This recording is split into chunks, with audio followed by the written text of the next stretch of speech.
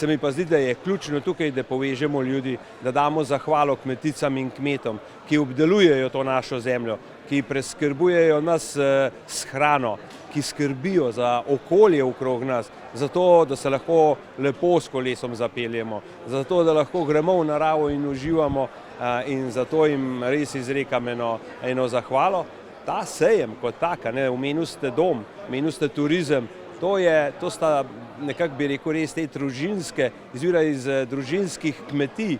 slovensko kmetijstvo ne nazadnje in verjamem, da je naša prihodnost slovenskega kmetijstva položena v družinske kmetije in na ta način se mi zdi, da moramo zato razvijati take priložnosti. Zato zahvala organizatorjem, da so se potrudili, pripeljali preko 100-120 razstavljavcev